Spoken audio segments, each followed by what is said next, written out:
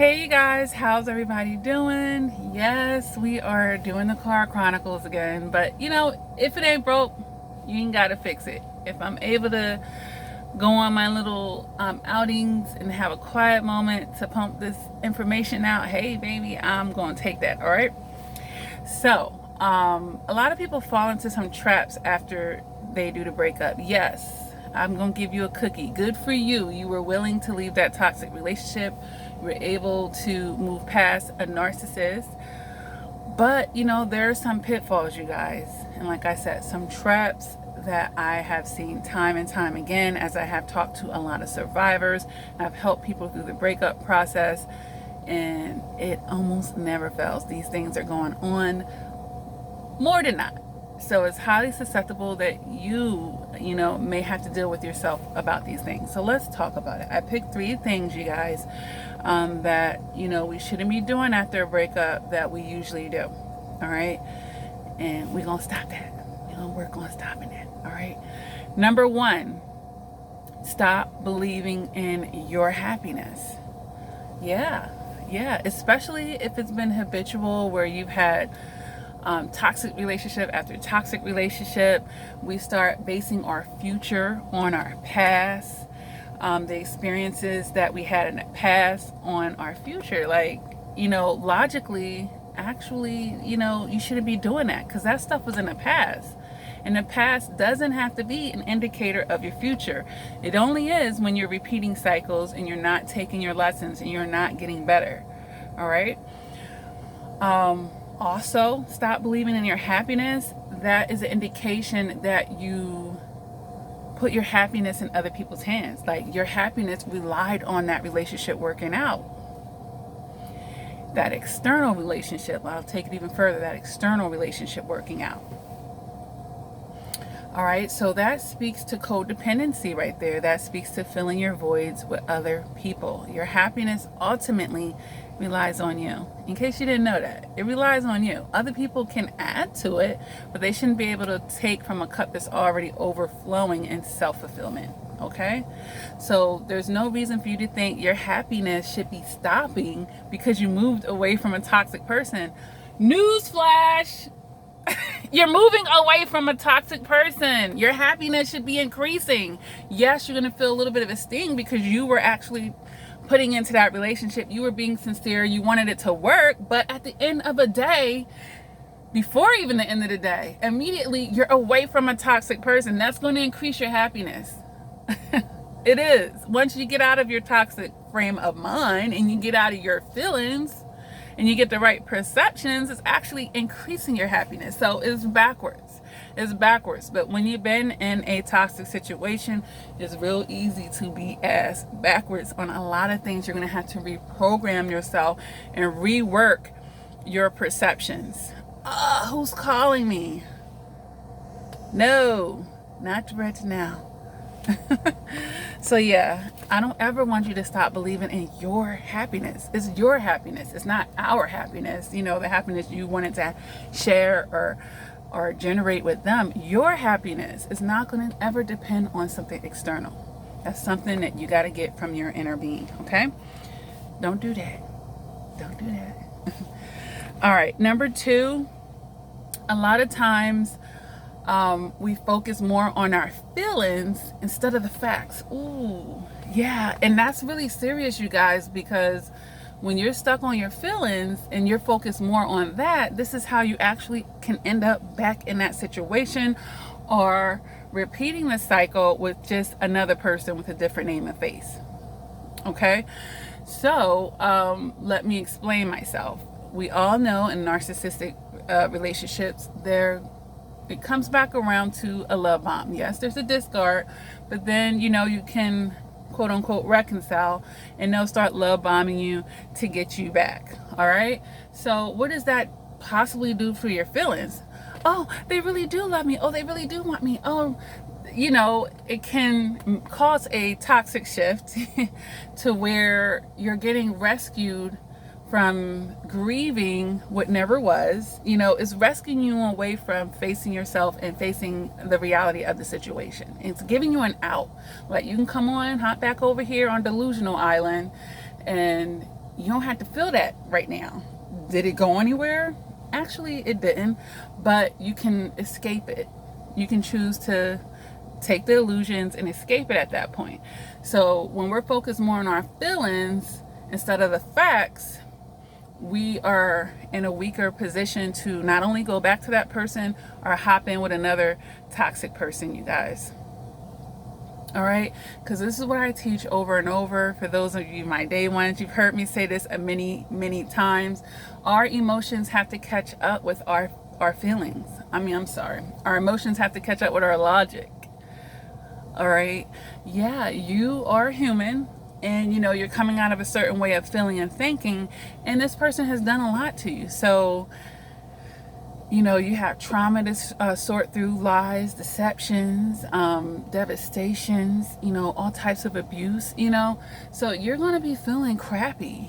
You're going to be feeling crappy. But the facts are, when you tend to focus on the facts, like, why am I doing this? Why do I have to distance myself from this person? And I'm going to tell you, this is a tip as well. You might have to keep reminding yourself. And I know this doesn't sound like, wait, how should I have to remind myself that this person cheated on me, this person punched me in the face, this person did this and that to my children, they were being fake and phony with me and two-faced it. And why do I have to do that? Is because you've been in a pattern. You've been going through this cycle of abuse. You're used to taking that love bomb. You're used to stepping back into the delusions and the illusions.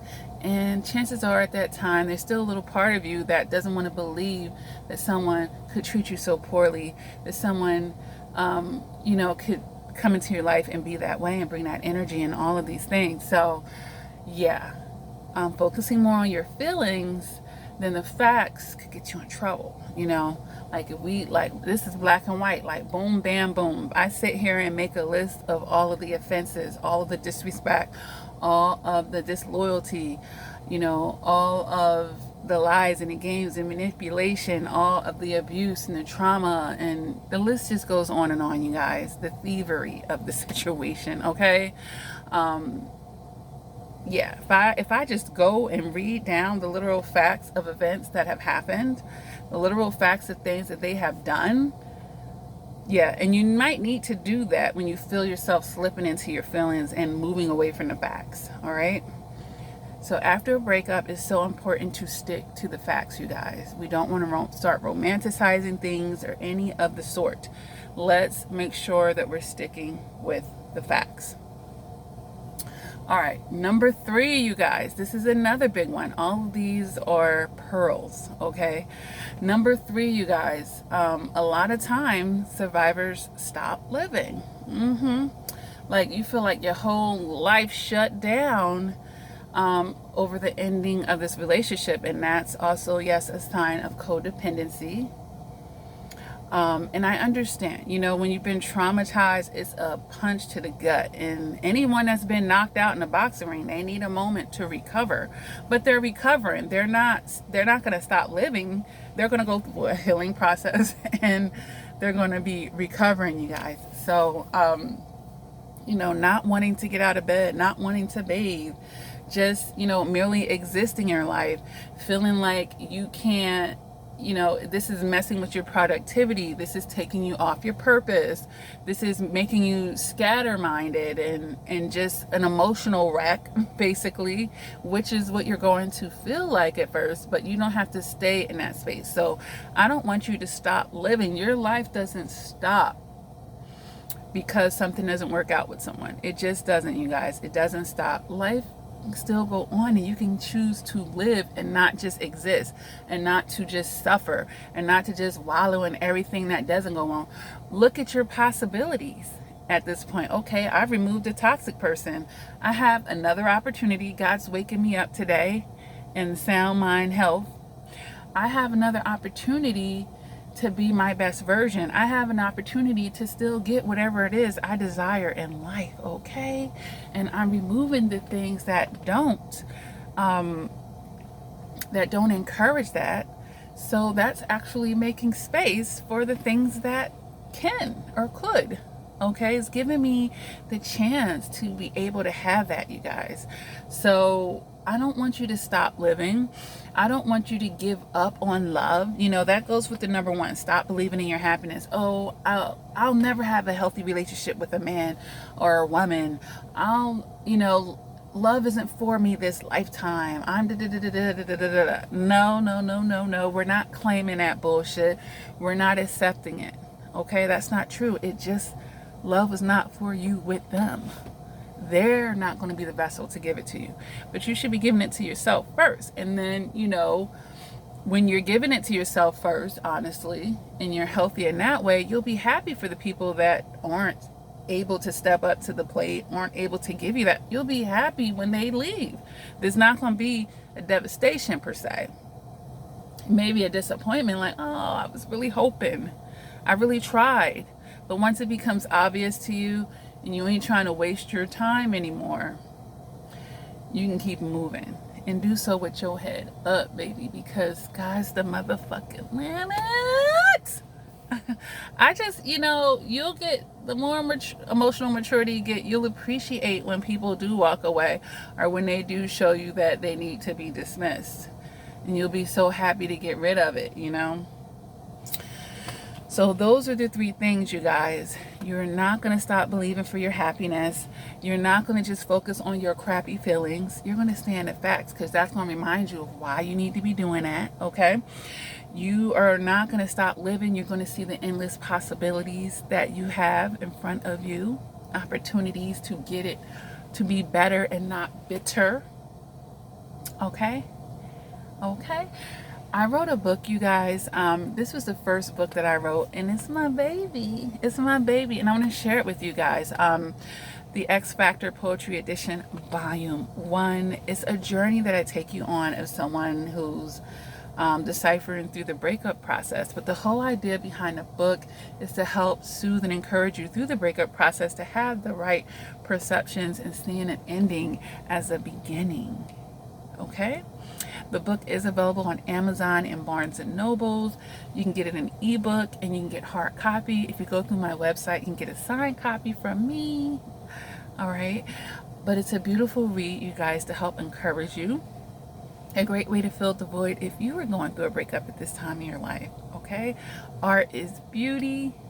And you'll be blessed by that book if you like this channel. With that being said, I hope that this video really has helped you. Make sure you hit the like button to show support for this channel. It's a great way for people who would not have found out about the channel to learn. YouTube has an algorithm, and the more activities, the more comments, the more likes, the more energy that we put behind a video, the more people can get to know about this channel. And this is a beautiful channel to be put out into the universe. All right. Thank you for all your love and support. And what do I say at the end of all of my videos? Never give up on yourself. Continue to do the work. And until next time, please take care.